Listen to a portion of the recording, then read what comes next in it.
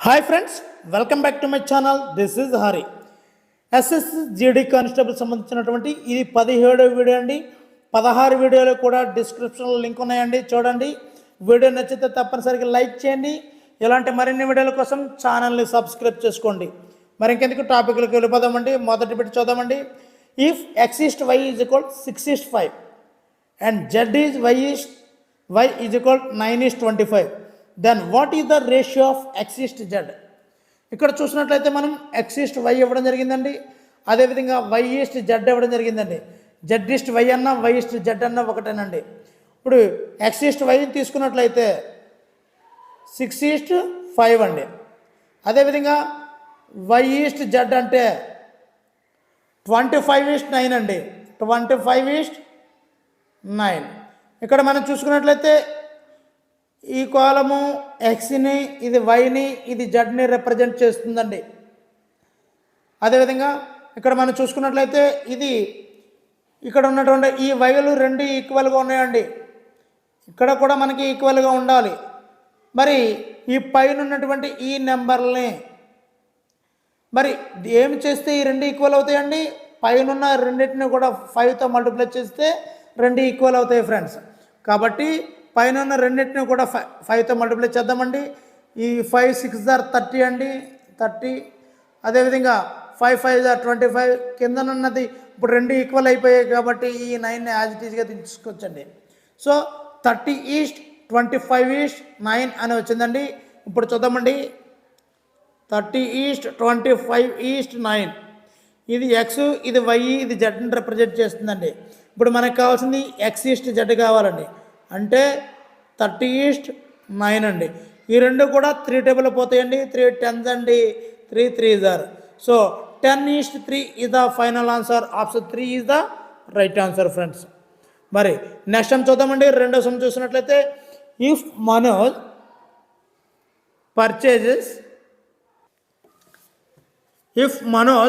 Purchase 324 toffees for 486 rupees, then how many toffees should he sell for 90 rupees to earn 50% profit? దీన్ని మనం బాగా observe చేసుకున్నట్లయితే ఇక్కడ purchase అన్నాడు కదండి. ఇప్పుడు సపోజ్ మనం చూసుకున్నట్లయితే సెల్లింగ్ ప్రైస్ ఇక్కడ 50% ప్రాఫిట్ అన్నాడండి. ఇక్కడ బాగా అబ్జర్వ్ చేసుకోవాలి మనం. అప్పుడు ఎంత అవుతుందండి? ఎంత అవుతుంది? 150% అయిపోతుందండి. ఏదైనా కూడా ప్రాఫిట్ ఇవ్వలేదు అంటే అది 100% ఉంటుందండి. అదే 50% ప్రాఫిట్ అంటే అది 100 ప్లస్ ఎంత పర్సెంటేజ్ ప్రాఫిట్ అయితే దాన్ని యాడ్ చేసేయాలండి. సో 150% ఎంత అండి అమౌంట్? 486 రూపీస్ అండి. సో దీని యొక్క వాల్యూని మనం బాగా అబ్జర్వ్ చేసుకున్నట్లయితే 150% కాబట్టి 150/100 ఇంటూ 486 రూపీస్ అండి. దీన్ని మనం కాల్కులేట్ చేసుకున్నట్లయితే 52s 53s. దీన్ని కాల్కులేట్ చేసినట్లయితే ఈ 2 టేబుల్లో 243 టైమ్స్ 243 ఇంటూ 3 726 అండి. సో ఇది 50% అయినప్పుడు ఈ యొక్క సెల్లింగ్ ప్రైస్ అనేది ఈ విధంగా 726 ఉందండి. ఇప్పుడు ఎన్ని టోఫీస్ కావాలి? హౌ మెనీ టోఫీస్ అని అడిగాడు కదండి. ఇప్పుడు ఎన్ని టోఫీస్ కావాలి అన్నది ఇప్పుడు చూద్దామండి. Number of toffees is equal to, ఇక్కడ చూసినట్లయితే 324 టోఫీస్ అన్నాడు కదండి. ముందు అది వేద్దామండి. తర్వాత బై ఇప్పుడు ప్రాఫిట్ ఎంత వచ్చిందండి? 729 ఇంటూ ఈ 90 రూపీస్కి మనం సేల్ చేయాలి కాబట్టి ఇంటూ 90. దీన్ని పై రెండింటిని మల్టిప్లై చేసి, అంటే ఇక్కడ 90/1 ఉన్నట్టండి. ఈ పై రెండింటిని మల్టిప్లై చేయండి, కింద రెండింటిని మల్టిప్లై చేయండి. వచ్చిన రెండింటిని కూడా డివిజన్ చేసినట్లయితే ఆన్సర్ 40 అయితే వస్తుంది friends. Option 1 is the right answer friends. మరి నెక్స్ట్ టైం చూద్దామండి. If the length of the diagonal of a square is 14 centimeters, then what will be area of the square? ఇది చాలా చాలా చాలా ఈజీ అండి. మనం స్క్వేర్ని చూద్దామండి. స్క్వేర్ని మనం బాగా అబ్జర్వ్ చేసుకున్నట్లయితే ఈ డయాగనల్ 14 centimeters ఇవ్వడం జరిగిందండి. అయితే ఇక్కడ ఏరియాని ఫైండ్ అవుట్ చేయాలండి. ఇప్పుడు ఏరియాకి స్క్వేర్లో ఏరియాకి ఫార్ములా చూద్దామండి. ఇక్కడ డయాగనల్ మాత్రమే ఇవ్వడం జరిగింది కాబట్టి డయాగనల్ స్క్వేర్ బై 2 అండి, డయాగనల్ స్క్వేర్ బై 2. మరి ఇక్కడ డయాగనల్ అనేది 14 కాబట్టి 14 స్క్వేర్ బై 2 అండి. సో 14 చూద్దామండి, 14 స్క్వేర్ బై 2 కదండి. సో 14 ఇంటూ 14 బై 2, 2 7 జార్, సో 2 14 జార్ 7 14 జార్ 98 centimeter square. So option 3 is the right answer friends. మరి నెక్స్ట్ సమ్ చూద్దాం ఫ్రెండ్స్. ఎన్నో ఇంపార్టెంట్ సమ్స్ ఇవ్వడం జరిగిందండి. Ravi, Manish and Naveen alone can complete a work in 30 days, 15 days and 10 days respectively. అంటే మనీష్ అనే వ్యక్తి అయితే 30 డేస్లో కంప్లీట్ చేస్తాడు. సారీ అండి, రవి అనే వ్యక్తి 30 డేస్లోను, మనీష్ అనే వ్యక్తి 15 డేస్లోను, నవీన్ అనే వ్యక్తిలో 10 డేస్లోనే ఒక వర్క్ని కంప్లీట్ చేస్తారండి. They start the work together, but Ravi leaves the work after 2 days of the starting of the work. Manish leaves the work after 3 days more. In how many days Naveen will complete the remaining work? ఇక్కడ చూస్తే అంతా కన్ఫ్యూజింగ్గా ఉందండి. చూస్తే ఏదో గందరగోళంగా ఉన్నట్టు కనిపిస్తుంది, కానీ ఏమీ లేదు. రవీస్ 2 days వర్క్ అండి. ఇక్కడ చూద్దామండి, రవి 2 days వరకు. ఇంకా చూసినట్లయితే తర్వాత మనీష్ యొక్క 5 days వరకు. ఇక్కడ చూడండి, more than Manish leaves the work after 3 days more. అంటే ఈ 2 daysకి 3 days మోర్ అన్నాడంటే 5 days మోర్ అండి. అదేవిధంగా నవీన్స్ కూడా 5 days వరకు. ఇది చూద్దామండి, రవి తాలూకా 2 days వరకు ప్లస్ మనీష్ యొక్క 5 days వరకు, అదేవిధంగా నవీన్ యొక్క 5 days వరకు.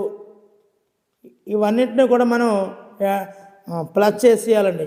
సార్ ఎలా సార్ చేయాలి అంటే, రవి యొక్క 2 days వర్క్ అంటే 2 by ఇక్కడ ఎన్ని డేస్ అండి, రవి 30 days ప్లస్, అదేవిధంగా మనీష్ యొక్క 5 days వర్క్ ఎంత, మనీష్ యొక్క 5 days వర్క్ అంటే 5/15 అండి ప్లస్, మరి మనీష్ యొక్క 5 days వర్క్ అంటే మనీష్ 5/10 అండి. సో ఈ విధంగా మనం వేసుకోవాలండి. మళ్ళీ ఫ్రెష్గా వేస్తున్నాను. సో 2/30 ప్లస్ 5/15 ప్లస్ 5/10, వీటన్నిటిని కూడా ఎల్సిఎం తీసుకున్నట్లయితే 30 వస్తుందండి. 2, సో 30 అనేది 15 టేబుల్లో 2 times కాబట్టి 2 10 ప్లస్ 10 టేబుల్లో 30 అనేది 3 times, 3 5 15 అండి. అంటే ఎంత వచ్చిందండి, 27/30. ఈ రెండు కూడా 3 టేబుల్లో పోతున్నాయండి. 3 9 జార్ 3 10 జార్, సో 9/10 వచ్చిందండి. మరి రిమైనింగ్ వర్క్ అంటే ఎంత వచ్చిందండి, ఎప్పుడు కూడా ఒక వర్క్లోంచి 9/10 అని మనం సబ్ట్రాక్ట్ చేయాలండి. అప్పుడు 1/10 వస్తుందండి. ఇది రిమైనింగ్ వర్క్ ఎన్ని రోజుల్లో కంప్లీట్ చేయగలడండి, 1 dayలో కంప్లీట్ చేయగలడు అని మనకు అర్థమవుతుంది ఫ్రెండ్స్. దీన్ని మనం ఎప్పుడైనా కూడా ఒక లెక్క బాగా అర్థమవుతే 2-3 సార్లు చదివితే లెక్క బాగా అర్థమవుతుందండి. మరి ఈ లెక్కను అర్థం చేసుకోవడంలోనే మీ యొక్క జాబ్ రావడం రాకపోవడం అనేది ఉంటుందండి. ఇప్పుడు చూద్దామండి, a sum of 10,640 gives interest of 3,724 in X years at 5% simple interest. What will be the value of X? ఇక్కడ మనం చూసుకున్నప్పుడు ఇక్కడ సింపుల్ ఇంట్రెస్ట్కి మనం ఫైండ్ అవుట్ చేయాలి. ఫస్ట్ వన్, ఇది రేట్ ఆఫ్ ఇంట్రెస్ట్ ఇచ్చాడు, ఇది ఇంట్రెస్ట్ అని అన్నాడు, ఇది X years అన్నాడు, అంటే టైం అనేది X అని ఇచ్చాడు, ఇంట్రెస్ట్ అనేది 3,724. ఓకేనండి. అదేవిధంగా మరి ప్రిన్సిపల్ అనేది వాడిచ్చిందని కదండి 10,640. సో ఇవన్నీ కూడా ఇచ్చాడండి. సో మనం సింపుల్ ఇంట్రెస్ట్ యొక్క ఫార్ములా చూసుకున్నట్లయితే I ఈజ్ ఈక్వల్ PTR/100 అండి. సో ఇప్పుడు మనకు I యొక్క వాల్యూ కూడా తెలుసు, 3724 ఈజ్ ఈక్వల్. P యొక్క వాల్యూ కూడా తెలుసు మనకి. P యొక్క వాల్యూ 10,640 ఇంటూ టైం తెలియదండి, దాన్ని ఎక్స్ అనుకున్నాడు, అది ఆల్రెడీ ఇచ్చాడు.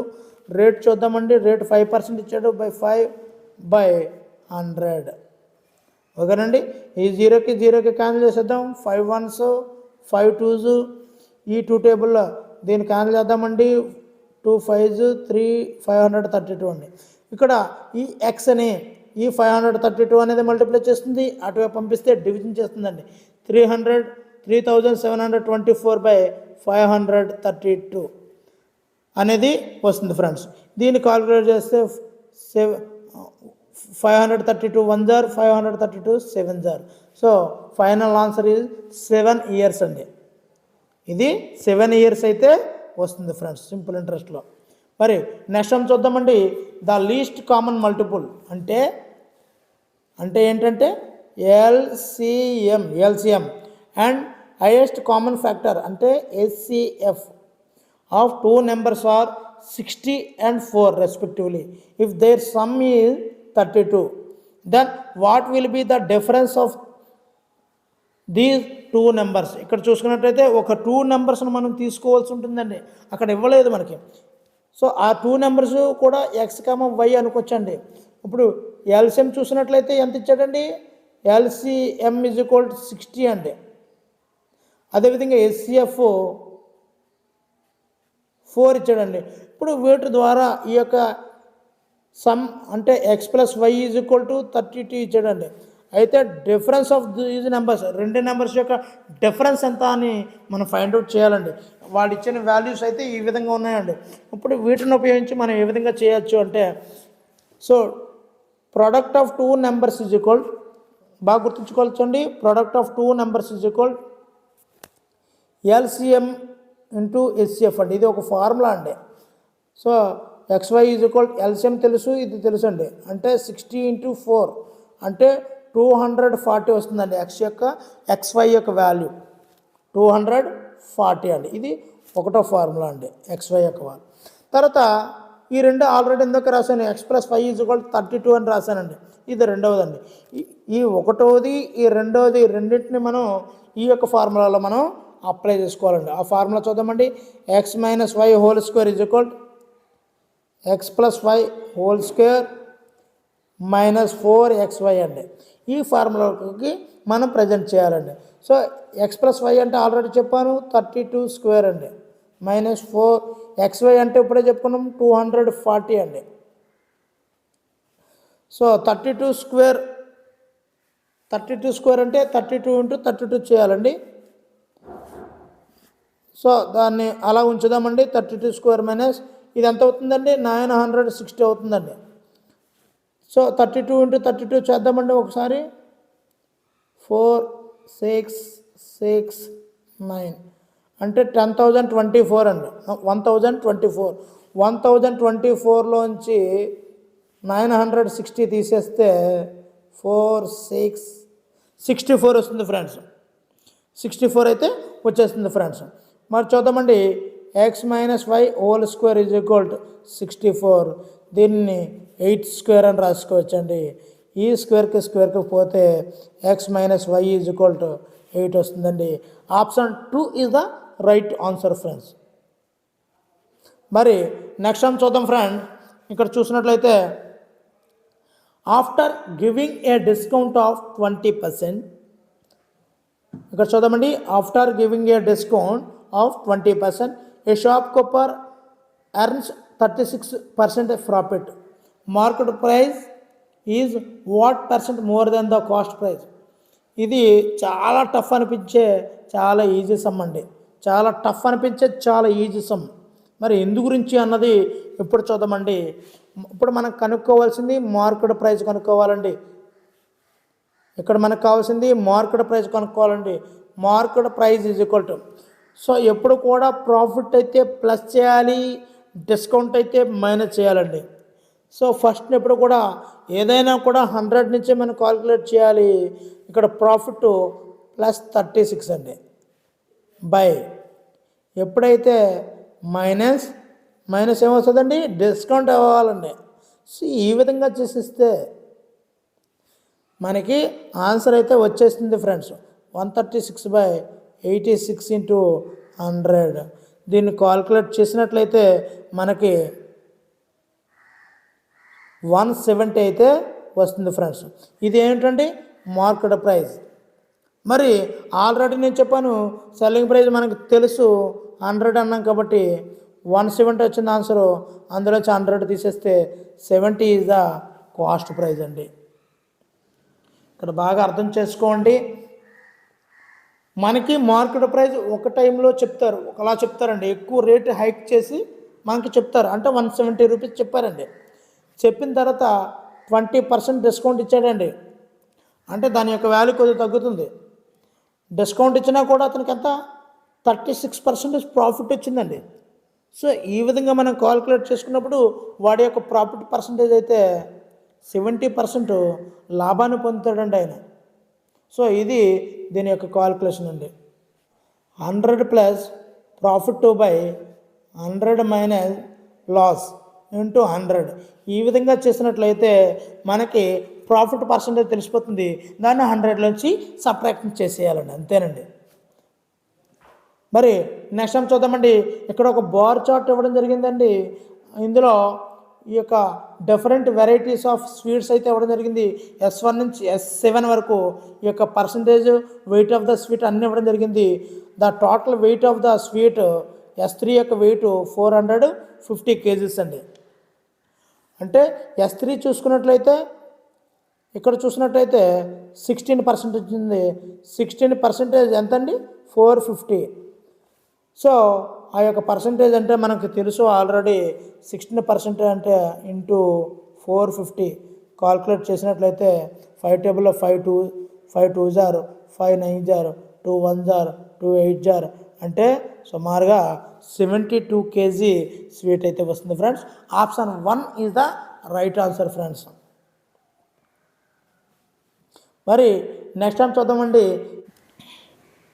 ఇక్కడ సమ్ చూద్దామండి. Next time the perimeters of a square and a circle are same if the area of the circle is 2464 centimeters square, then what will be the area of the square? ఇక్కడ చూడండి ఏదేదో ఇచ్చినట్టు అనిపిస్తుంది. ఇక్కడ ఒక answer అయితే ఇవ్వడం జరిగిందండి. దాని నుంచి మనం ఏం కనుక్కోవాలి, ఏరియా ఆఫ్ స్క్వేర్ కనుక్కోవాలి. ఇప్పుడు చూద్దామండి. ఫస్ట్ ఏదైతే ఇచ్చాడో దాని నుంచి మనం మొదలెట్టడం స్టార్ట్ చేయాలండి. మొత్తం లోతును తవ్వుకుంటూ రావాలి. ఏరియా ఆఫ్ సర్కిల్ ఫార్ములా తెలుసు కదండి, πr². ఏరియా ఆఫ్ సర్కిల్కి πr² అనేది formula. So πr² is equal to 2464 అండి. సో పై యొక్క వాల్యూ తెలుసు మనకి 22/7. r² ఈజ్ ఈక్వల్ టు 2464 అండి. సో దీన్ని ఈ యొక్క 22/7ని ఈజ్ ఈక్వల్ టు అవతలకు పంపించేస్తే రెసిప్రోకల్ అవుతుందండి. అంటే r² is equal to 2464 into 7/22 అండి. 22 టేబుల్లో 22 1s are 22 22 112 వస్తుందండి. దీంతో దీన్ని మల్టిప్లై చేసినట్లయితే 784 వస్తుందండి. r² is equal to. So R value అయితే మాత్రం మనకి 28 వస్తుంది ఫ్రెండ్స్. ఓన్లీ రేడియస్ ఆర్ అయితే 28 వస్తుంది ఫ్రెండ్స్. ఇప్పుడు చూద్దామండి ఈ యొక్క ఆర్ యొక్క వాల్యూ దేనికి ఉపయోగపడుతుంది, ఎందు గురించి అన్నది చూద్దామండి. ఇక్కడ పెరిమీటర్ ఆఫ్ ఏ స్క్వేర్కి పెరిమీటర్ ఆఫ్ ఏ సర్కిల్కి సమానం అన్నాడు. మరి పెరిమీటర్ ఆఫ్ ఏ సర్కిల్కి ఫార్ములా 2πr అండి. పెరిమీటర్ ఆఫ్ ఏ సర్కిల్ అన్న సర్క్యుమరెన్స్ ఆఫ్ సర్కిల్ అన్న ఒకటే అండి. 2 × 22/7 ఇంటూ ఆర్ యొక్క వాల్యూ ఇప్పుడే మనం ఫైండ్ అవుట్ చేసాం 28. 7 1s are 7 4s are. ఇక్కడ మనం చూసుకుందాము 44 అంటే మొత్తంగా 176 వచ్చిందండి.